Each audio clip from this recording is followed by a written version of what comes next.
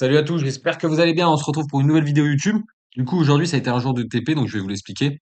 Donc, comme vous pouvez voir, je vous l'ai affiché ici avec les cotations. Donc, voilà, c'est quelque chose que j'ai envoyé sur mon canal Telegram. Donc, je m'attendais à des plus hauts sur le dollar et du coup, des plus bas sur EU en suivant la tendance baissière. Mais je vous l'avais écrit ici. Donc, ça, je l'avais envoyé ce matin. Donc, voilà, j'arrive le matin sur le marché. J'attends ma session de, du coup, Londres. Donc voilà, qu'est-ce qu'on peut voir sur le marché? On voit que ici, on a beaucoup de liquidités à venir chercher. On voit que la tendance elle est baissière, on fait des lows et des highs de plus en plus bas. Donc là, ici on vend, on vend, on vend, on vend. Donc ça, c'est en 4 heures. Ensuite, on se retrouve en 1 heure.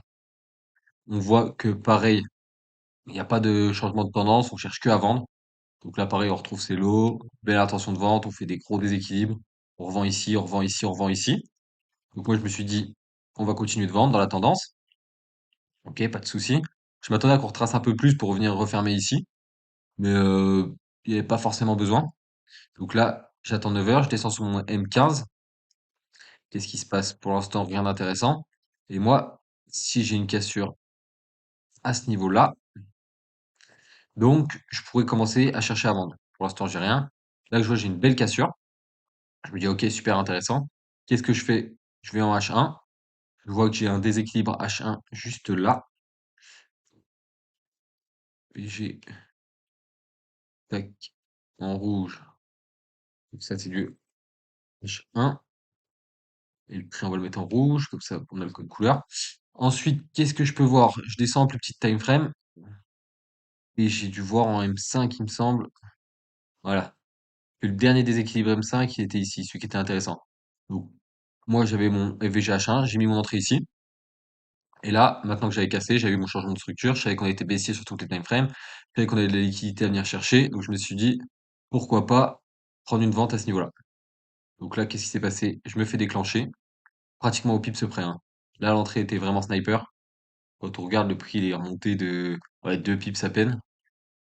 Et là, qu'est-ce qui s'est passé? Ah, le prix a déroulé à la baisse. Donc là, il n'y a même pas de problème de trade stop ou quoi que ce soit, hein. Le prix part, il n'y a pas de souci. Là, à ce niveau-là, je me suis dit, ok, le prix retrace assez fort. Je mets mon trade stop ici. Donc je me suis trade stop ici. Trade stop. Et là, j'ai attendu.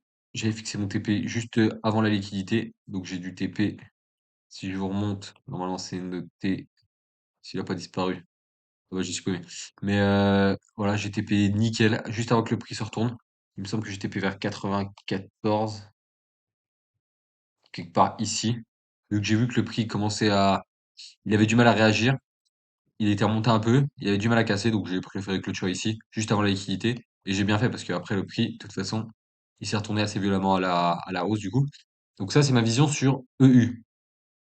Et vous savez, quand je prends un trade sur EU, j'analyse aussi le dollar. Donc qu'est-ce que j'avais pu voir ce matin sur le dollar? Si on replay, tac, on va prendre, c'était ici.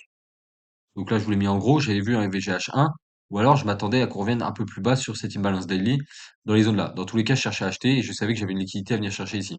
Donc ok, pas de souci. Là, je sais que j'ai une zone de déséquilibre H1 qui avait jamais été comblée. Donc pareil, j'ai attendu 9 heures. Donc là, 9 heures. On va descendre un petit time frame pour voir ce qui s'est passé. Qu'est-ce qui s'est passé? 9 heures, c'est ici, on revient fort. Donc on fait bien un sell to buy. Ici, on commence à casser de la structure, on vient retest. Il y avait l'Asian qui avait pas été pris, j'avais de la liquidité au-dessus. On revient dans les VGH1. On avait créé une espèce de trendline ici, on vient la prendre. Donc on crée de la liquidité pour venir la chercher pour ensuite se retourner. Donc là, moi, il y avait tout qui coordonnait, donc c'est pour ça que j'ai pris la position. Et ensuite, on voit bien que le prix il explose avant effectivement de retracer. Donc tout ça, c'était envoyé de toute façon dans mon Telegram. L'idée n'était pas exactement celle que j'ai envoyée dans le Telegram parce que je m'attendais à qu'on monte plus haut. Mais comme je l'ai bien dit, j'attends un retracement pour continuer à chercher. Pour l'instant, pas de signe de retournement, donc on suit le move. Donc pareil sur GU, j'ai envoyé sur GU, mais j'ai eu rien d'intéressant. Et j'ai envoyé que tout le monde était encore en achat, donc c'était potentiellement intéressant de continuer à vendre. Donc, vous voyez, je l'ai pris ici, et là, le TP à 81. Donc si on remet à 81, ça donne quelque chose comme ça. Vous voyez, le TP est vraiment à la perfection, hein. Donc ça, c'était nickel. Et voilà, trade fini, donc nickel, un petit 2,5 R. Donc c'est pas un RR énorme, mais pour moi c'est super intéressant parce que ça me convient largement. Donc voilà pour l'explication, ce que j'ai envoyé sur Telegram. Donc n'hésitez pas à le rejoindre, c'est gratuit. Et aussi, ce que je regarde aussi c'est assez souvent, c'est le Forex Sentiment. Donc là, on voit que tout le monde est encore en achat, alors que le marché, bah, ça fait des mois, ça va faire depuis septembre, il me semble, qui fait que de descendre, descendre, descendre, descendre, mais tout le monde achète. Donc là, depuis le 25 septembre, on fait que de descendre, mais tout le monde est en achat. Donc là, c'est encore intéressant de vendre parce qu'on voit qu'il nous reste de la liquidité à venir chercher. Donc il nous reste ça à venir nettoyer, ça à venir nettoyer. Et sur le DXY, on voit qu'on n'est toujours pas venu nettoyer cette grosse liquidité. Donc pourquoi pas demain, on retrace un peu et continuer à acheter le dollar, du coup, à vendre EU et GU. GU, on avait aussi un setup, mais envoyez-moi un message sur Telegram et je vous l'expliquerai. Donc voilà, j'espère que ça vous a plu et je vous souhaite une bonne soirée. Allez, bisous.